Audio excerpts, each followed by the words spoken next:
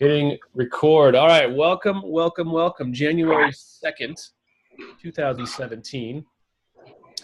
This is the Restoration Rebel Roundtable. I'm anticipating we're going to have some stragglers come in. We've got 14 people in the room, plus 4 over here. Okay, I'm going to put a couple more people in here. Before we get into the nuts and bolts of the meeting, I read the 4 agreements as we came up with them. And we're going to get down to business. 2018, ready to rock. Restoration Rebels push the agenda of the Restoration 2.0. The purpose is to empower and educate the insurance consumer in order to create a more fair claims process. Blaine, what are you doing? Eating potato chips? There you go. All right, somebody's messing around in there. Rebel rule number 1, I will protect the value of my services. Rebel rule number 2, I will practice incredible transparency in my communications. Rule number 3, I do not believe in competition. Rule number 4, I am willing to walk away from any project, client, or contract that is not compatible with my values and stated mission. Welcome to the revolution. We got almost 1,400 people in the group now. I've got a interview tomorrow with Mr. Tim Miller of BDA, Business Development Associates. He asked me some really pointed questions today leading up to the webinar we're going to have tomorrow.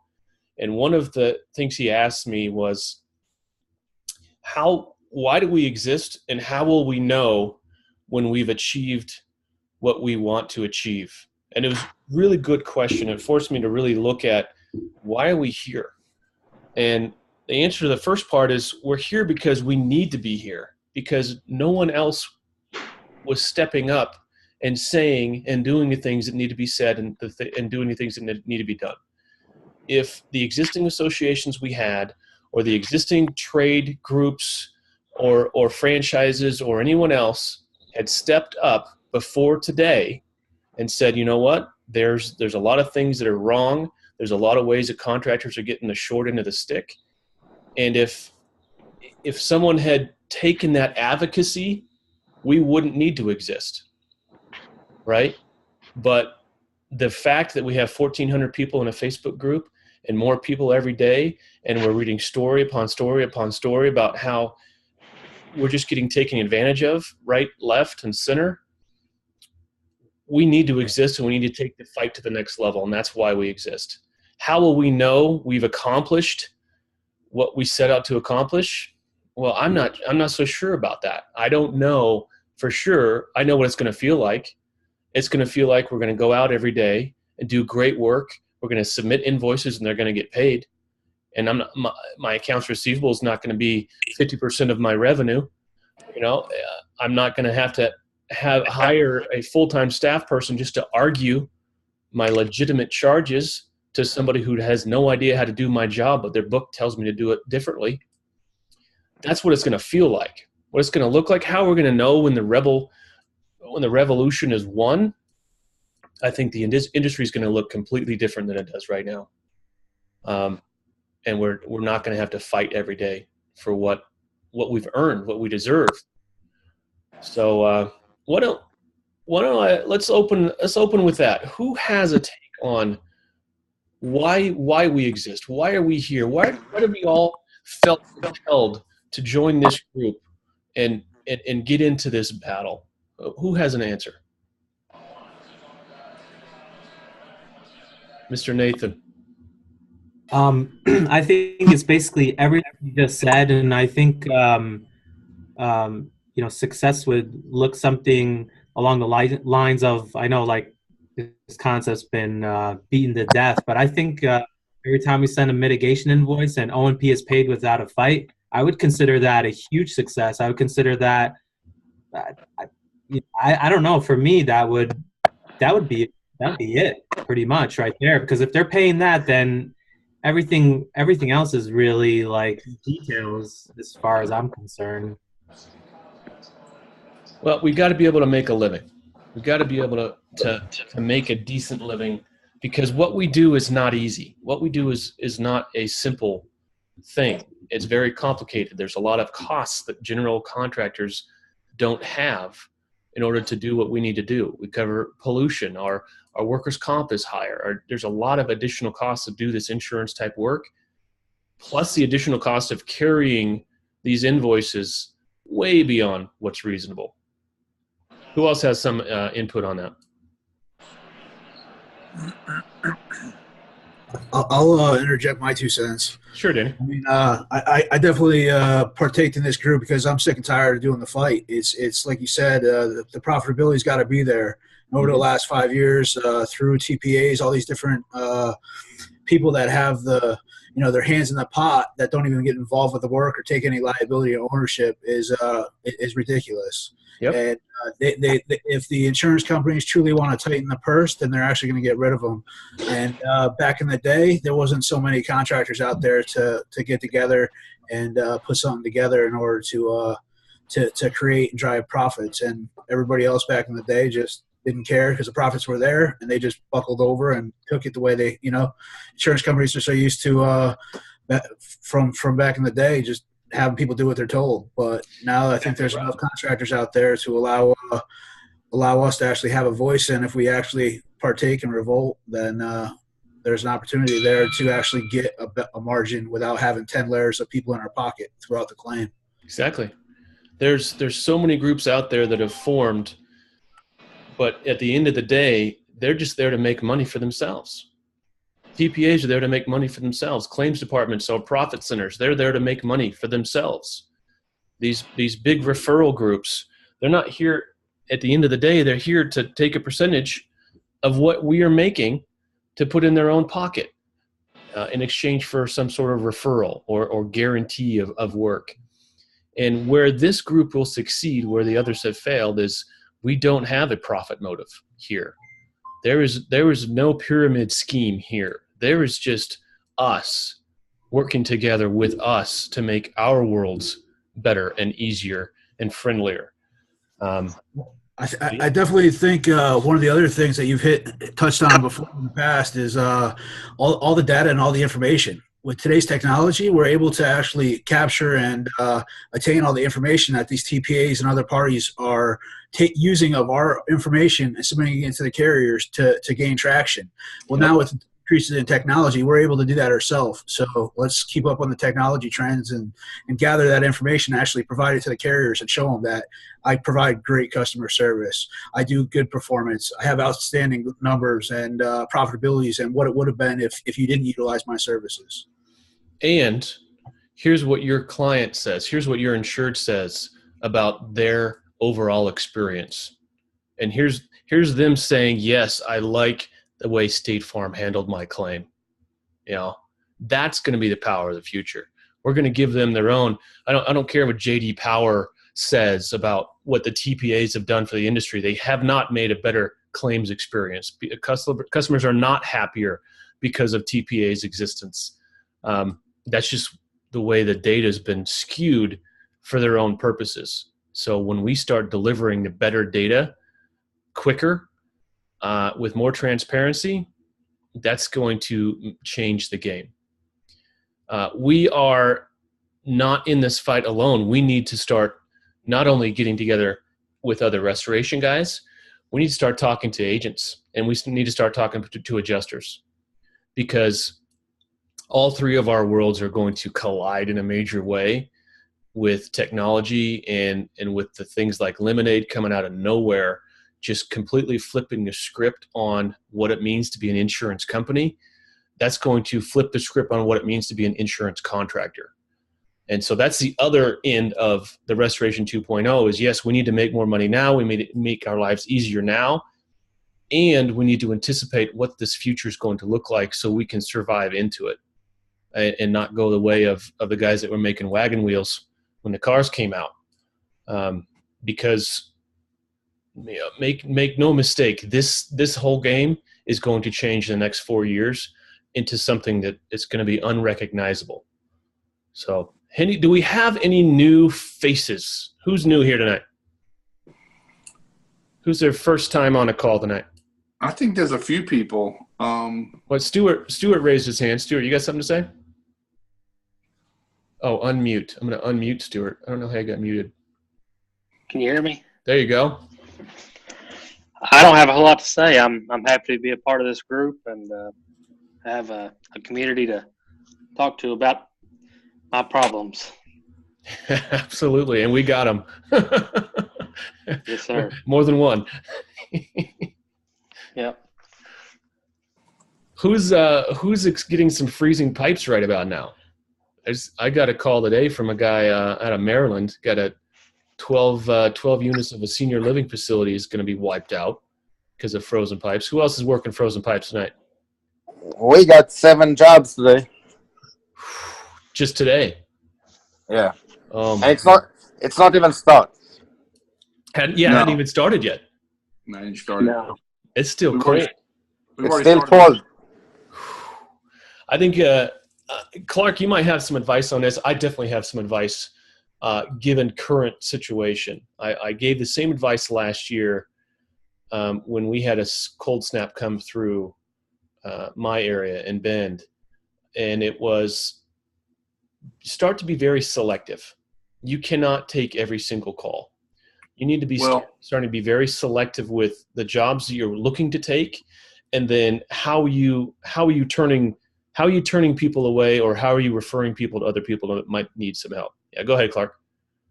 Well, yeah, absolutely. But even more than that, especially in markets where anyone has clients that they always promise to take care of, you've got to put them first, because the worst thing that can happen is everyone that you've been working all year with all of your donuts and marketing and whatever you've been doing, when they need you most and you've got to say, I can put you on a list, that's not good for the home team. So, dude, and it's hard to do that. It's hard to say, if you get a bunch of random self-pay, hey, I want $1,000 to have you come over and handle this, you got to be able to say, no, I've got some bigger clients that I know that I'm going to need. And it's hard for a business not to get their equipment out there, but I promise you, the backside of that coin is pretty ugly. But yeah, we've already started a list, and we're not out of equipment yet, but it wouldn't take much more in the next 2 days.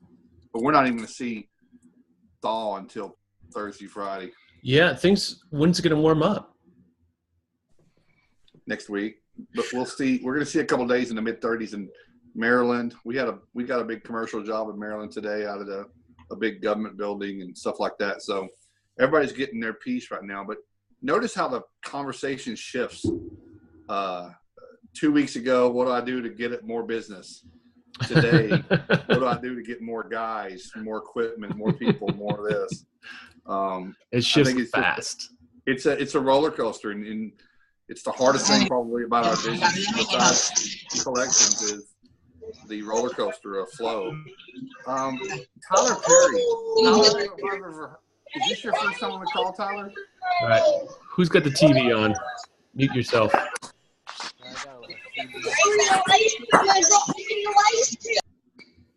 That was Adam. All right, good. All right, now I can hear again.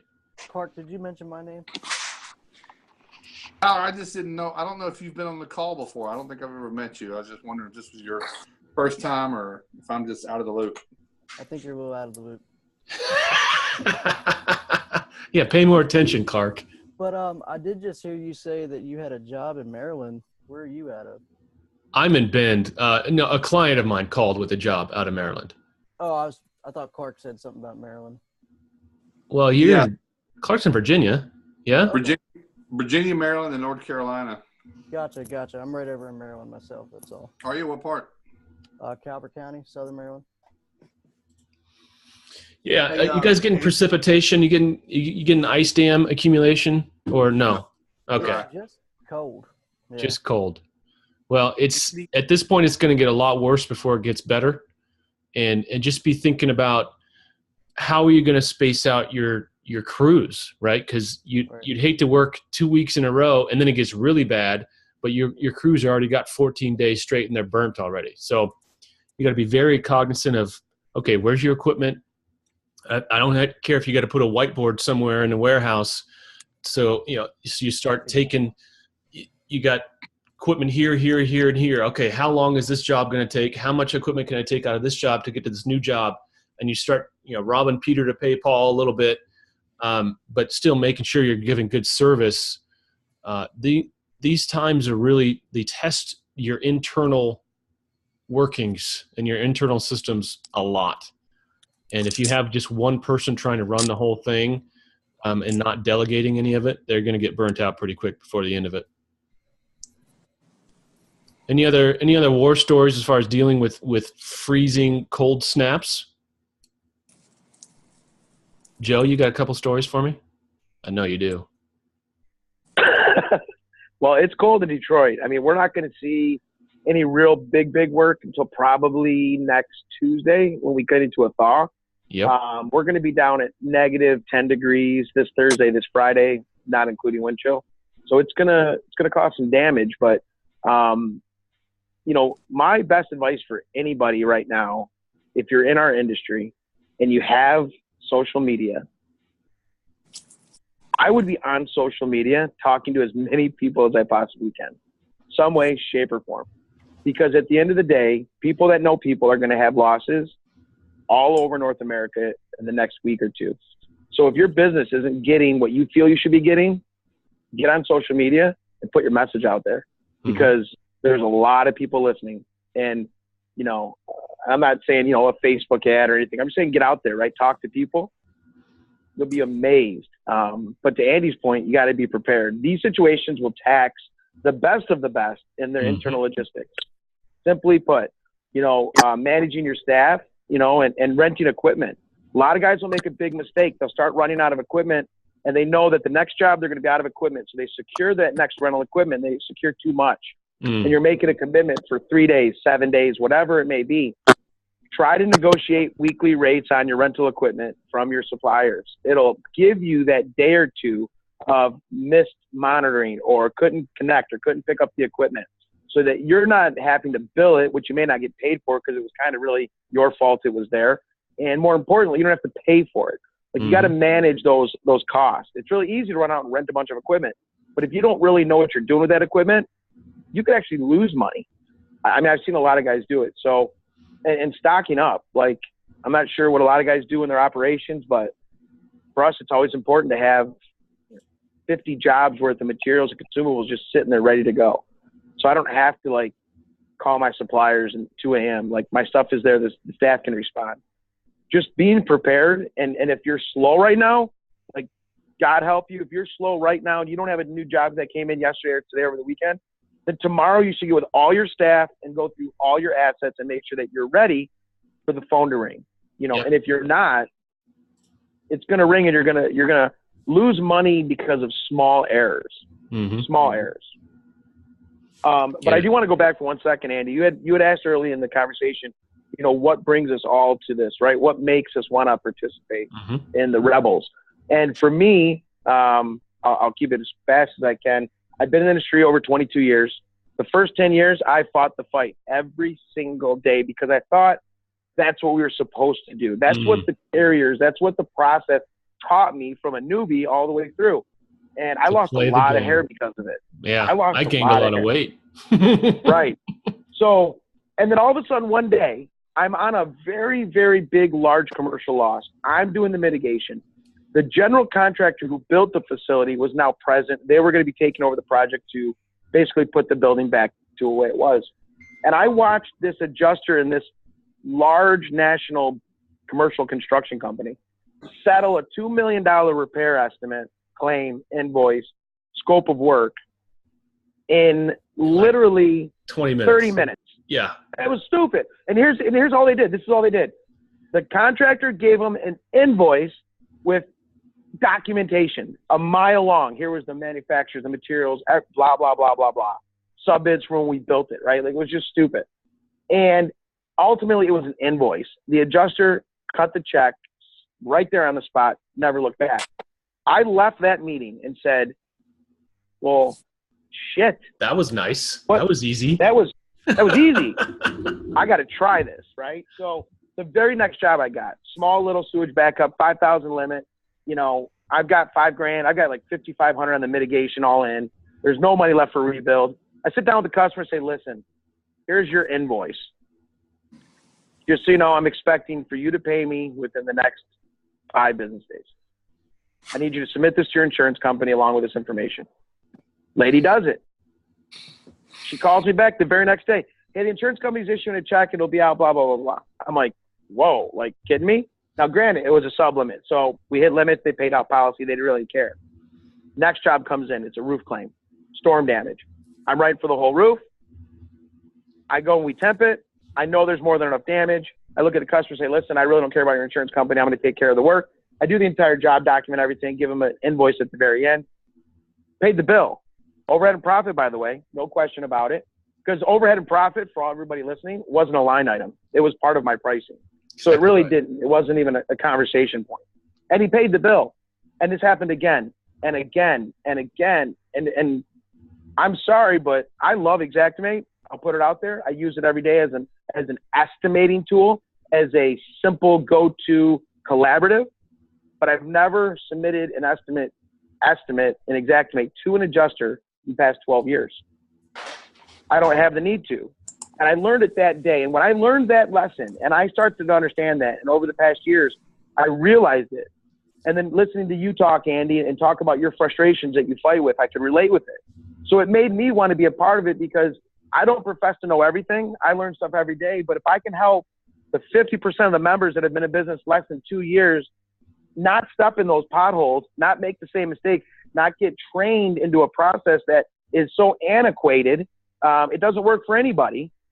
And if I can help other restorers genuinely, then I think the true measure of our results are 2 and 3 years from now, when our industry is looked at as professionals and not as a restoration contractor, not as a mitigation company. Yep. When we can start to receive the respect that we actually deserve. So I'm all about giving as much knowledge, information, trials, tribulations, successes, failures to everybody that's in this group.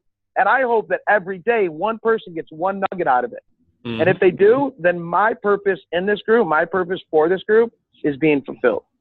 So as I'm sure you guys can tell, I'm passionate about it. I care about it. I want to see this become something bigger than what we can all make it as a team. Yep. And that's why I'm here. And we will know when we've achieved that, when we're playing a different game. Because right now we're playing a game that somebody else came up with the rules, and we're trying to make our businesses fit into somebody else's game by their rules. So when we're playing, we wake up one day, we realize that we're playing by the rules of a game that we came up with, that we're okay with, that we established as professionals. That's what we're talking about. That's going to be a different world. Mr. Nathan Raymond, you had your hand raised very patiently. Oh, I didn't know. I was scratching my little non-existent goatee over here, but I did have a question for you. So, what does that look like? Like, we're playing, we're not playing a game that somebody else, created. Just what Joe was talking about. We don't have to use Xactimate. We can use Xactimate, but it looks like, hey, you go get a client. Your client you sell your client on you and your services. You submit an invoice for those services, and the client pays you. That's what it looks like. That's not what it looks. That's not the game most guys are playing. The game most guys are playing right now are, I'm going to see how much in the dark I can keep my client, because I don't want them to know too much about the money I'm trying to make here. I'm going to send my estimate. It's never an invoice. I'm going to send my estimate to the adjuster to see what he's going to allow me, and then we're going to fight about the kibbles and bits in between. And that's just not fun. And that's not contracting. That's not even service work. That's just messing around with somebody else's idea of claims handling. So, did I answer the question? I like that vision. How do we, I guess is the next question, or is the next play, how do we make that a reality? What is the system that we put in place to make that a reality? It starts right here. It starts right here. It starts with mindset. We need to have a mindset. And that's why we're the rebels. We're not the collaborators. We're the rebels, because our mindset is, we know the best thing. We know what's right, and we're going to do what's right according to our rules, because we're making them up. We're making our own rules. We're sick and tired of the status quo. We're sick and tired of the way it's always been. We're taking a tea, we're throwing it in the harbor in Boston, and we're starting from scratch.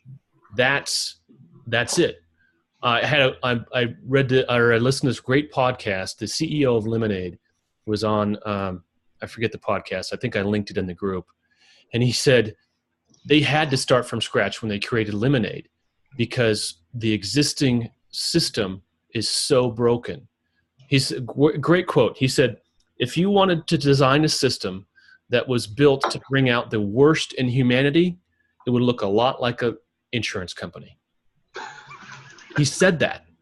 And it's like, I was like, holy shit. Yeah, exactly. And he also said, it doesn't matter who you are, adjuster, contractor, insurance company, you change the roles within the current system, you get the same results because it's everyone is out for themselves. It's what can I get over this person? What kind of leverage can I have over here? You know, like I said earlier, how in the dark can I keep my clients so they don't start using my estimate like a shopping list and taking all the profit out of it. It's a dirty, dirty game, and it hasn't changed in 100 years. Now it's going to change overnight. It's going to feel like it changes overnight. And guys like Lemonade, when he's talking about he started from scratch to build this company, I think we're going to have to reinvent our entire industry from scratch, which starts here. We're going to have to reinvent ourselves from scratch, take a good hard look at our systems and our businesses and take a good hard look at our mindset. And go ahead. Andy, someone called me today, someone that I'm helping right now, maybe start consulting with, I don't know. And this person, new to our industry, very new, comes from outside of our business and says, I have an idea. I want to see what you think about it. It was a out of left field idea.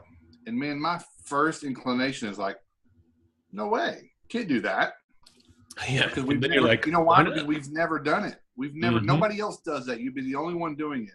And I think we get stuck in that mindset every single day. We don't do that because we're afraid to be the only one that will be isolated, that we're so insecure with it's the right thing to do.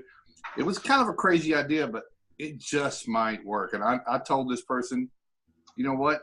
Come up with 2 or 3 other industries that do something like that and see what that looks like. And it might answer your questions or something like that. But it was my girl. I'm as guilty of it as anybody. It's like we say, it doesn't look anything like what we do now. That's a risk. Doing what we do right now for much longer is a risk. That's the biggest risk. Not changing, not adapting. That's a big risk. And, I mean, and I don't mean it wrong when I say I think we're talking about the wrong things sometimes, because I know what we're talking about in the group needs to be discussed, but it's not the only thing. I agree. Pricing, O&P is important. O&P and pricing, yes, it's important for now. It's important. For this little sliver of time where we're still operating by the same rules and in the same framework that we have for the last 20 years. That's going to change. It's not about price. It's not about Xactimate. It's not about trying to wiggle little leverage points into this existing system. It's about envisioning what this next level looks like. I had another question that Tim Miller asked me today, and I'm going to answer it tomorrow on the webinar. He said, well, what about the people that say they're afraid to join your movement because they're going to get blacklisted? My answer is, when was the last time you had an adjuster call you with a job? If you have adjusters calling you with jobs and giving them to you on the silver platter, then God bless you. You don't need us. But and if that's the case in your business, then you can go do your business and make some money while you can. I would venture to guess that's less than 1% of us who actually get any calls. So here's the bottom line is, we're already blacklisted. Whether you're in the Rebels or not, the adjusters don't care. They're not going to give you any work. They're not going to give you anything. So why be afraid to challenge the system? Why be just in play in a system that you know is already built against you? Hey, Andy, before we head on to other things, I want to tell everybody what I did today. Well, I oversaw it. I delegated this to someone 2 weeks ago that by January 2nd, I wanted most all of our prices and our price list raised. We charge line item pricing. We did it for about 85, 87% of our items, but just went across the board. nobody's going to say anything. It's No. what we needed to do. No one's going to say, "Oh my God, your square foot pricing went up 11%." No one says that. They just do the, you know. And so I get it. I know we talk about price and I know it's important, but I think it's more important to us than our customers sometimes. It is.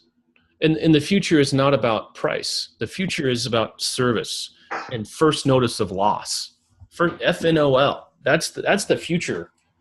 That's the revolution. You're going to have companies, insurance companies that exist that they don't have a vendor network because they don't care. They're just paying claims. They're settling claims in 3 seconds and writing checks and they're gone. So what happens to that client that has that check? What are they going to do? Well, they're going to go to the market and try to get things done. And then it's going to take a specialized contractor to get that work done. And that's where a lot of the future is going to be. We got some questions here. We do. Go ahead. Let's hit it up. Parker Olson. Parker, what's up, brother? Long time no see, man. Welcome back.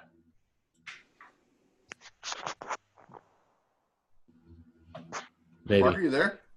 I think he is, but I'm gonna unmute him. There. Now he can talk. You sitting in your car, Parker? I am. I'm driving in a car with some other people, so I probably am not the best to talk to right now. Oh, all right. Miss you.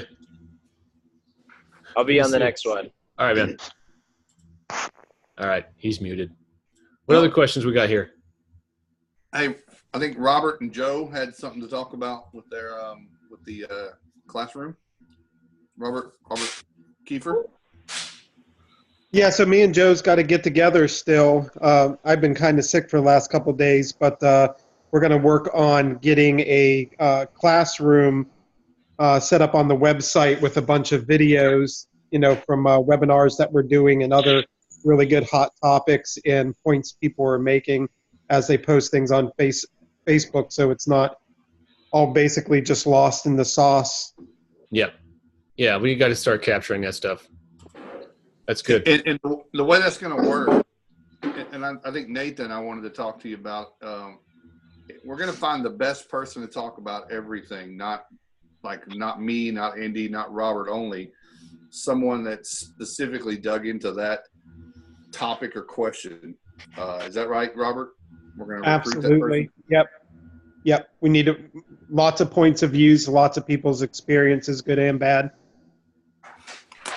Perfect. Yeah, so on that note, I posted a form. It's at the top of our Facebook page, pinned to the top.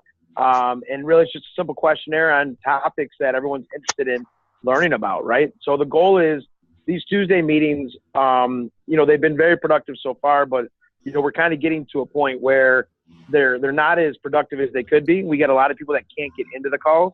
So our goal is to create webinars that are focused content specifically to a topic, where that expert speaking, talking about it, and those are held on a different night.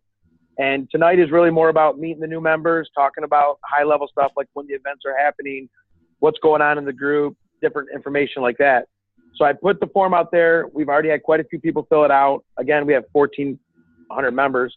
We're nowhere close to that amount, but it'd be great to get, a good couple, 100, 200 people to fill it out so we can really deliver the most relevant content to everybody that's participating. And right now, the leading category of knowledge requested or topic chosen as the high level is legal contracts, legal collections. Those are the two biggest things. So, that tells us a lot, right, guys? That tells us a really big understanding of what a lot of you are dealing with on a day-to-day basis.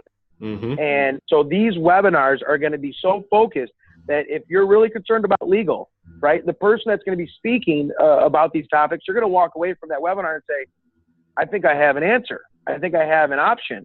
And it's going to guide you. And that's really what we hope all of this does. So then, fast track 6 months from now, a new member comes on board. Well, they want to talk about X. Well, we did that already. So they're able to see the archived information, watch that same webinar, get that same information that we got 6 months ago, and now learn at their own pace, catching up to where we are currently. So I'm really excited about it. We're going to get together and make it happen. But, again, it's all just volunteer time. So fit it in whenever we can get it in, right? Good. Bob, you got a question? Yeah, actually I do. I know some of us heard you talk about lemonade and don't know everything there is about it. I'm sure some on here also don't know that much about it. So can you maybe go a little more detail on that? About lemonade specifically? Yes. Well, you've got a virtual insurance company. They have no agents. They have no adjusters. They settle claims using an app, and they settle claims in seconds instead of weeks. So what they have is a zero LAE, zero loss adjustment expense, that allows them to reduce the price of their policies, reduce their premiums, and significantly undercut the entire market. The other thing they do is they don't keep any what's called excess premiums. So when you pay premiums and pay premiums and pay premiums and you never have a loss, well, the insurance companies take your premium and then they keep some of it for operating expenses, and they take some of it and they buy what's called reinsurance to reinsure themselves on the open market to Swiss Re or whoever, Lloyd's of London or wherever else. But then if you don't have any losses in that region or that particular year, all that money currently goes back to the pot, goes back to the Allstate, right? Well, what Lemonade says is, no, we don't want all that excess premium. We're going to take 20%, period. We're going to take 20%, whatever's left over, we're going to give to a charity of your choice. So that eliminates the need, the drive to create a profit center out of your claims center. It's really, when they're saying right out of the gate, we are not going to keep your excess premium. We're going to donate it you're going to donate to the charity of your choice. That creates all of a sudden the insured is now part of the process. They're bought into it. They're morally more likely to go, you know what, I'm not going to exaggerate my claim because that's really just hurting me and my charity. There's a lot of, they put a lot of thought into the human behavior aspect of buying insurance. And one of the things this guy said is insurance is the most hated industry in the world. No one likes insurance. And now they're going to they're making a product where somebody's going to say, oh, I like my insurance company. It's a complete 180-degree change from standard. So has it started? Yeah, they got 140,000 policies.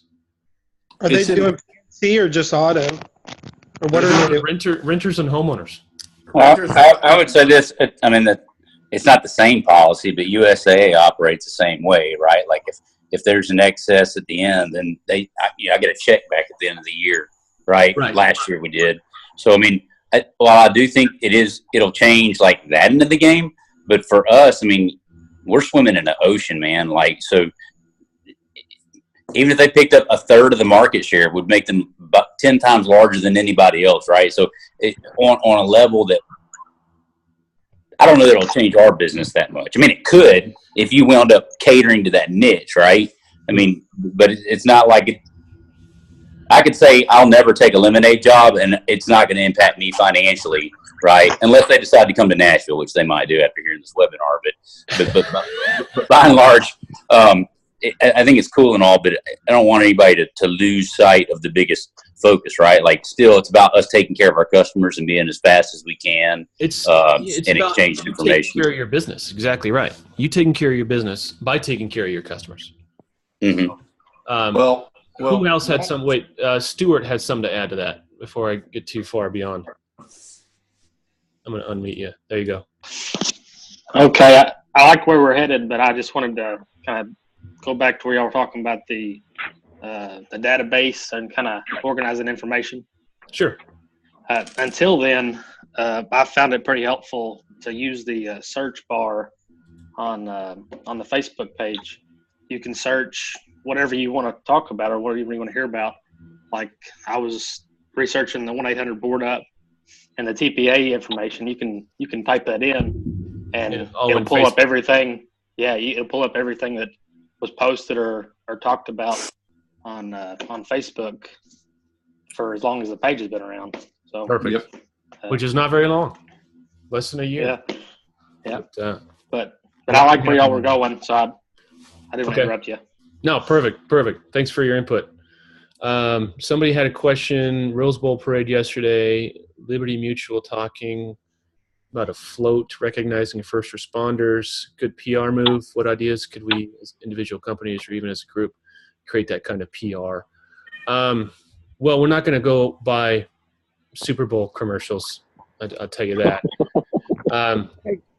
But PR in general, if we can start using the same talking points across the country in all of our media, no matter what we're doing, and we start pushing this at 2,000 or 3,000 people every day, pushing out this message and this message and this message, which we will coordinate centrally, that will have an even more powerful PR effect, because we all exist as businesses in our local markets. Liberty, that person doesn't exist in a local market. They're just a national, this type of, it's too disconnected, I guess. When you have national advertising on a national stage, it's too disconnected from your local market and a local claim to have a good, long-lasting effect on PR, in my opinion. I think your best move is local advertising, local geo-fenced Facebook advertising, and PR in your local market to local associations and local power groups or influential groups. One thing that you could do, I would say, am I muted? No. No, I one thing that you could do, so we do a lot of really cool marketing things, because one of our core values is all the little things. And in that way, the local, franchise down the road can't copy it, because they're not going to, right? Like, you're not going to get up at 4:30 and go work out, but that's what gives you success, right? Exactly right. And so you still do need things for initiatives, right? So here's one idea. It's just an idea. I'm not starting something, but I want people to think creative. And what I've seen is people are very good at differentiation and setting themselves apart. So if this group is looking for some type of, I don't want to use the word viral, but some type of good publicity, one thing you could do is say, hey, so if Restoration 2.0, we're here to bridge the gap, or tomorrow's Restoration today, or whatever it is, right? And so part of the deal is you want overhead and profit, 10 and 10 that's never been paid. And this is a bad example, but it would go to show, because you're wanting to forward or move it forward, if there's 10% overhead and 10% profit, and we're used to getting none of it, it's kind of like one of those things hey, on every claim, if you're part of this or you're in this movement, if it's half and half, we'll take half, the other half we'll donate to that charity, right? And then, it's like the carrier meet us halfway. And that's the example. You got to give. It's not about taking it, right? So if you want to set the precedent, that's how you get them to pay it, right? And then after a while, then you can kind of do something else. But it's more about giving that olive branch first, if you will. Now, I'm not saying this is what the group should do. I honestly think all of you, should do something similar to that. Tell your own adjuster that, hey, man, here's what we're doing. If you do pay overhead and profit, this is one thing our company's willing to do. Freaking write a $500 check to that adjuster, whatever charity he wants, right there on the spot. So what's your favorite charity? And if he doesn't know, freaking take him to lunch. Y'all go pick out a charity. He might like you. Sure. Joe, you got something to add to that? I just wanted to add real quick to Lemonade. We were on that topic for a second. Uber didn't become the largest transportation company in the world because they had a bunch of cars. They did it because they had an algorithm. I mean, at the end of the day, that's really what they had. And that's what we're competing with Lemonade. If we don't really embrace it, we will not be part of the service base 10 years from now. Yep. It will grow where, the gentleman from Nashville mentioned, if it takes over a third, unfortunately, I think it's going to take over much more than that. It'll be between 2 or 3 like-kind and quality companies, and the companies that we deal with today won't be in business. They're just not going to be, their business models are so broken, right? It's just like taxi cab drivers. They're almost non-existent. These things are happening, and we have the ability to be in front of it. From a marketing perspective, the one thing that I always found extreme success in, and Andy, you talked about it, the last gentleman just talked about it in a sense, and that's community. So we would do a thing called a community give back. We'd literally go to the local park, rent a big party tent, go to the local guy that sells the meats, right? Get him to donate 500 hot dogs. Go to Lowe's, go to these different local businesses, the ice cream parlor, get them to donate stuff, bring them there, let them have a table there, right? Let them participate. And then it's just us saying, hey, thank you, community, for a great year. And you do it in a month when no one else is doing anything in your town, and you make it personal and you make it intimate, and you let the insurance agent that's there in the marketplace come and have a representation. Yep. And it's so powerful.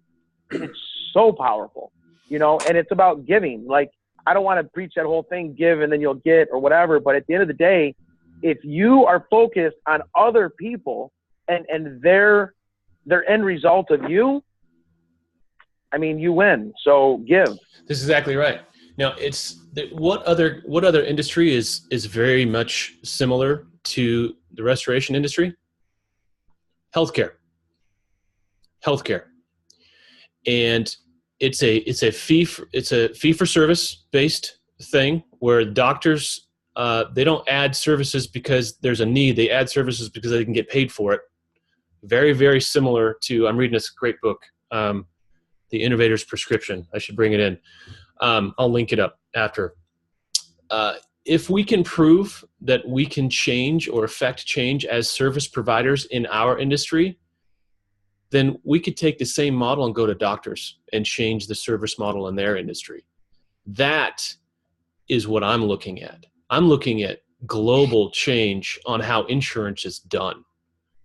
But it starts on small little things. It starts with this pricing feedback. It starts with overhead and profit. It starts with revamping, rethinking how we provide our services and how we charge for them, and proving the model into the next phase of what this is going to be. I fully expect, Joe, either State Farm, Allstate, or Farmers to be gone, just gone in 5 years. And, you know, there's a lot of people who just say I'm just freaking crazy, but guess what? They've been around too long. These are 100 and 150-year-old companies that cannot innovate, physically cannot innovate, because if you've read The Innovator's Dilemma, that you will know why they can't innovate. They are going to be either swallowed up or completely destroyed. And the only people that are going to survive are the people that have anticipated looking where the puck's going to be and going to where that is, and rethinking the entire model, just like Lemonade. And Lemonade's not the only one. There's a couple. Hobby, I think, is another virtual agency. It's going to come on hot and heavy. Do you guys see we got the, who's coming to Nashville? Who's coming to Nashville in May? We got the tickets for sale. Kiefer, Burnett, yes. Joe, you're going to be there because I'm just going to come and, I'm going to have to pick you up or something. You have a price? Yeah, I'll be there. You got to give me that link so we can put it on the site. Or did you host it somewhere already? It's hosted. It's on Eventbrite, but I will send you the link. So early bird pricing, I think it's $360 a ticket. Every early bird ticket gets entered for a drawing for one of these right here. That's a $750 gift certificate for level 1, 2, or 3 Xactimate training from Actionable Insights. I've got 2 of these to give away. So everyone that buys an early bird ticket to Nashville will get entered for a drawing for 2 of those and go get level 3 certified from the best in the business. That's where I wanted to go. I'm sorry, I'm jumping all over the place, but back to building bridges and building partnerships with folks like agents. I got a commitment today from a guy that Jeremy Reddick. He runs a site called Adjusting to Six Figures. He's an independent adjuster. He has a network of independent adjusters that work across the country. And I think he knows what I know, is that just like Xactimate estimators like me are going to be extinct in the next 5 years, I think independent adjusters are going to have to rethink their validity and their whether or not they have a viable model in the new reality. So I invited him to talk in Nashville, and he committed to come talk. And I think that's exactly where we need to put our mindset, is who are the partners that we can reach out to now? Who are the agents we can start partnering with now? that see the vision of a new future. And how do we tie together? Because we need each other. What's an insurance claim without an agent? What's an insurance claim without an adjuster? Right? They're all necessary pieces of the puzzle, theoretically. So, hey, is there an agenda for the thing in May? By the way, and have I missed it? Have you guys posted that? Not yet. I've got some notes over here. We've got a rough agenda. We're going to talk about sales, agency marketing. It's going to be a big one. We're going to talk about what adjusters need, especially independent adjusters, because captive adjusters we can't market to. We really can't. But IAs we sure as hell can. How are you going to put the agenda together? Is there a way to put that together in the Facebook section? Like a maybe a PDF or a Word doc or something, Google Doc, or you could share it like the days and like, you know what I'm saying, the itinerary. Yeah, as soon as I create it, yes. We had that on the first one, Shane. We're gonna recreate. Probably we're getting better every single time. This is Clark. There is going to be, and Joe has put together the prioritizing sheet, which is going to also provide us enough energy and information to show us what people want to see at the conference. So it's actually going to be a dual purpose thing. Yeah, right now it just looks like this. So I mean, it's not pretty. We have a good idea. Dick Wagner. At least it's not in your head. Yeah, Dick Wagner, Mark Watley. No, he's not going to come. Tim Bauer from Restoration Mastery is going to be there. Kevin Dooley is going to give the next version of the future. Ben Justison's going to be there talking about pricing feedback. So we got Jeremy Reddick committed today, and I think we got 1 or 2 spots open. So I'm waiting to hear from Jay Feinstein, Andy. I expected him to be out. The author from we've talked a lot. So the author from Delay, Deny, Defend. Yep. So you guys had some email conversations? Yeah, we've talked about 5 or 6 times, and he really kind of likes what we're doing. Stuart, claims pages. That's antique business model. It's dead. No one gets work from claims pages. If anyone from claims pages watches this, I'm sorry. Your business model is broken. You're selling yellow pages. I mean, really, yellow pages? Yeah. It's 2017. It's 2018. It's YP.com now. Exactly. And that's not even relevant because Google's got one. Claims pages. No, I'm sorry. That's a broken model. We have some vendors lined up here for the event. We don't have vendors lined up. So if you all have a favorite vendor, let's get them on board. You can go buy sponsorships right now. No, I'll put the link to the ticket site up after this. I got a couple of sponsors. I'll get to it. They want to come down. Perfect. We had a couple of sponsors from last year that were pretty good. All right, Clark, I interrupted you about 5 minutes ago. Go ahead.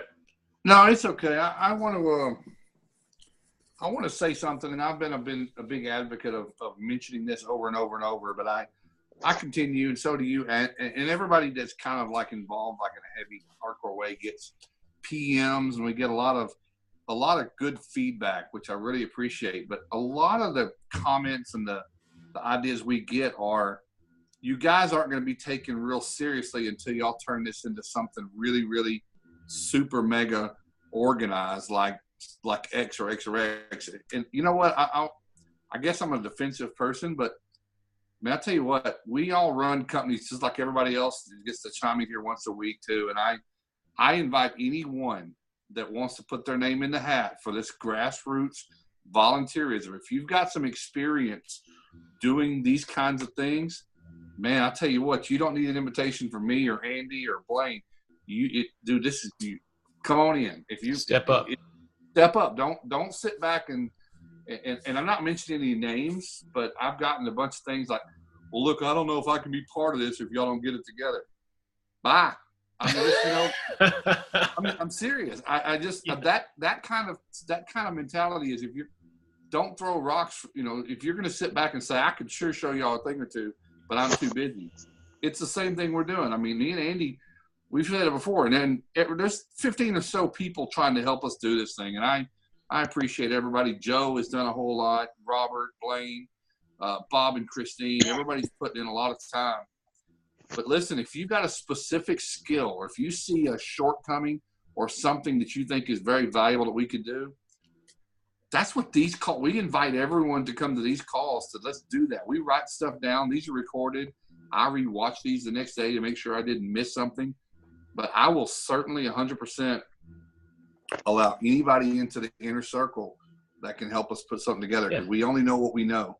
If, a lot of times people, oh man, it'd be nice if we had X, Y, and Z. Well, that sure would be. Yeah. Make it happen. Go do it. You got the bandwidth, go do it. And for someone, the people that say we have to be a 501c3, we have to have an associate, we have to have a president and a secretary, and we have to, if the RIA or the IICRC or name your acronym association was doing what we needed them to do, we wouldn't need to exist. But we do need to exist. And since we do exist, we're going to do things our way, and we don't have to be organized to move the needle. Actually, I believe that the less organized we are, the harder it is to hit us, right? If we get an organization with a head and an LLC, that's really easy to take out if someone really wanted to. But as we sit, we're a moving target. And we get to bob and weave and react very much faster than any organization with committees and chair people could ever do. So we see an initiative that we agree with, we're going to do it. And that's the beauty of running fast and lean like we are, is we get to do that. We're not obligated to take these things to committee. I had somebody posted on LinkedIn, well, if this was my association, we would have taken this context under consideration, or this comment under consideration, and we would have had a committee formulate a response. And I'm like, wait a minute. You're going to formulate a response using a committee to a social media post on LinkedIn? Really? How much time is that going to take? And what other things could you be doing with your time? Does it take 4 years to come out with a book? These associations just drive me crazy because they're so damn slow. And by the time they come out with something, it's outdated and irrelevant anyway. So we're always going to be relevant, but we may not be as organized as some people would like to see. But guess what? We got heart. We got all these faces right here. We got all these people that do good work every freaking day, and they put their heart on the line. And I wouldn't hesitate to go drive across state lines to go help a fellow rebel, because that's what we do. I don't need a committee to tell me that. I don't need the president's permission to do that. I do it because it's the right thing to do, because it's the right thing. Doing the right thing is always the right thing. All right, I'm getting a little soapboxy there. Sorry. I'm on board with you there, Andy. What's that, Parker? I'm on board with you there, Andy. What are they going to do to a Facebook page? Nobody can, and how fast can that evolve compared to an organization that has meetings every month and takes notes? Then there's 2 months before somebody follows up on it, and it's so much faster to just be honestly just a Facebook page. There's nobody can hit that, and it can move so much faster. So much more can get done, and that's why we are where we are now, because it's been that easy. Exactly right. Yeah, don't put baby in a box. Yeah, but Andy, with that being said and being very true, at some point, don't we need to take everybody and push it into, active effort to, specific task and, change it? That's going to require some kind of organization on part of, it's going to take funding. And before too long this year, I'm thinking second quarter this year, we will have a lot of what we have for free on the Facebook page. We're going to put it behind a paywall on the website, so we can have some funding, so we can start putting together some higher level stuff. So there will be an annual membership. It will be, and in exchange for that membership, you're going to get hopefully a 10x value return on that. Because we do recognize, I recognize that there's some things that we just can't do unless we have a bucket of money to do it with. And there's going to be things that we all come up with that we say, you know what, we really need to do this, or maybe we need to start doing lobbying on the state level. I think is going to be powerful.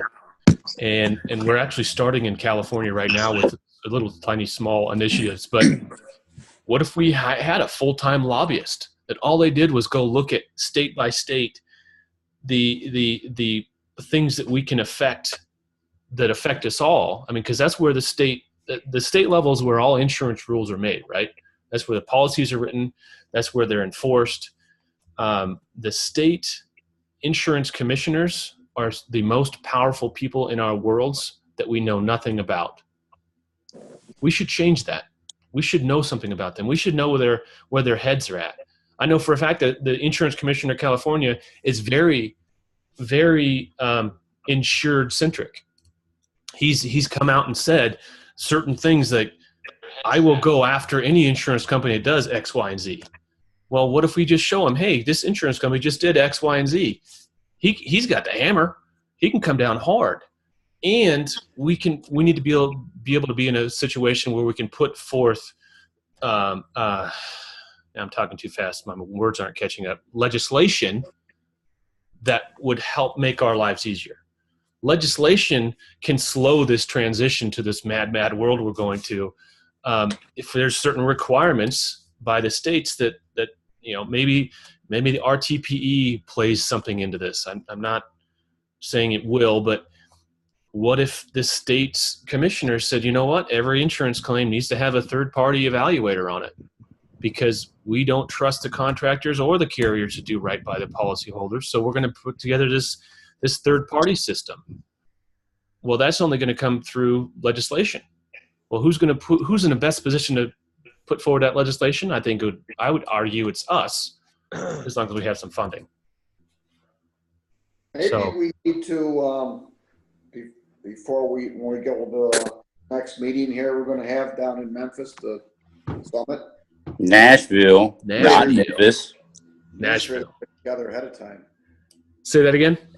Have the administrators get ahead, maybe come in a day ahead or maybe a few hours, whichever. Have a meeting leading up to the summit, then maybe have a closeout with administrators as well, what we picked out of it and what we think going forward.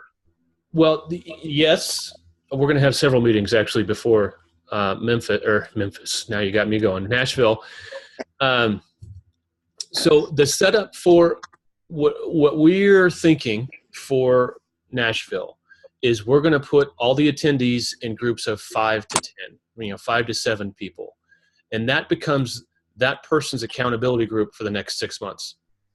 So we're going to put together some initiatives. Here's your marketing plan. Here's your systems, your documentation, whatever. We're going to start that at the summit, but then it's going to be up to your group, your accountability group for the next 6 months to implement those things that you learned at the summit into your own business.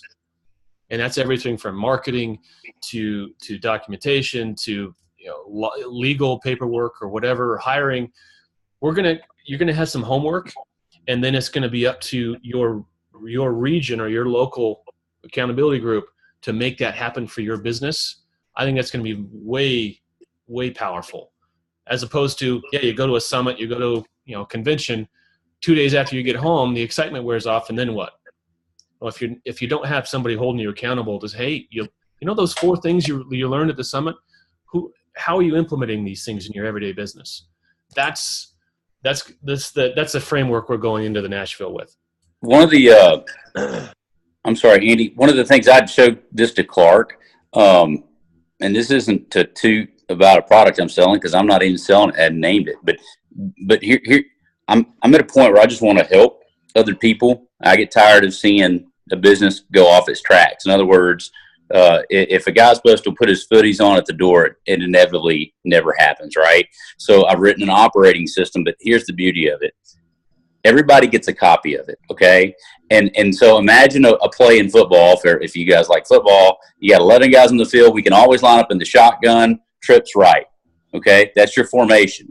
This process that I've built, okay, when you get it the subscription, everybody gets the same play, and all you have to do is assign the coordinator, you assign the dispatcher, you assign the lead technician, and if you don't like the way that one part of it is ran, you get to change it and draw it. So this could be something that the Rebel movement, you guys can decide, hey, this is how we do marketing, this is how we do a follow-up, this is how we do a mitigation. it's yours. I don't care, right? It doesn't matter to me. Mm-hmm. But that's how you want to know how you guys can look consistent across the board, and you guys can share it. Like you can do a screenshot. Hey, whenever if there's a crawl space on the Cat 3, this is a 7-point checklist of what we always do. If you don't like the 7th point, you want to add an 8, delete number 7 and add number 8. But that's what we call systems, right? It's a process. Yep. That's what you guys will be getting. That's my point of doing this, is because I want 2 pickles on every cheeseburger, just like McDonald's, every time. Make it happen. And this will allow you guys to do that, and it's it's just something I can give to you guys in a box and say, go show me what it can do. You guys go show me what it can do. And it's so simple. And it's unlike anything else out there. And that's what I'm fired up about, and that's all I want to see is everybody do that. Because if you don't, everybody's going to tell me how great their company is, and let's go get a look at your pictures. And your pictures will tell a different story because we all have humans doing our jobs, right? And there's no way to check that.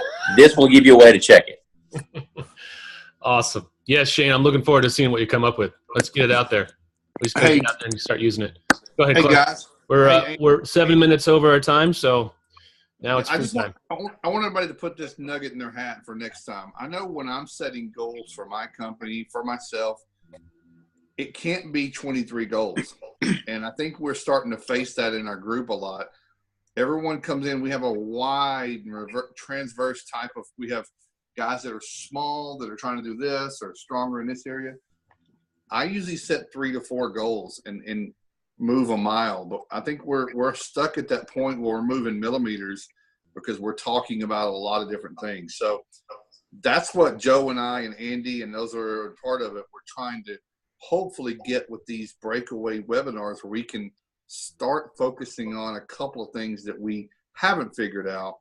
And those things that have been figured out by other people that just haven't contributed yet can get documented so we can move forward. But right now, we're just talking about too many things, and we're just not changing anything. I mean, we've changed a few things, but that's my goal for this group this year is for us to get a little more focused, but a little bit of that, you said it, we've got volunteers. Everybody's got frozen pipes right now, so nobody's doing anything. There's no paid staff dedicated to doing anything. All the stuff that needs to happen with this event needs to happen, but we all have to find time. But I would like to see us find those select things or have subgroups or something, because I think that we're trying to be everything to everyone and we're not really helping anyone sometimes. All right. And I can take that. Stuart, you got something to add there? Yeah. Maybe if we developed like an agenda before these meetings too. I don't know if that's something y'all do or not. But we've done it a couple times, but it didn't happen over the holidays. Okay.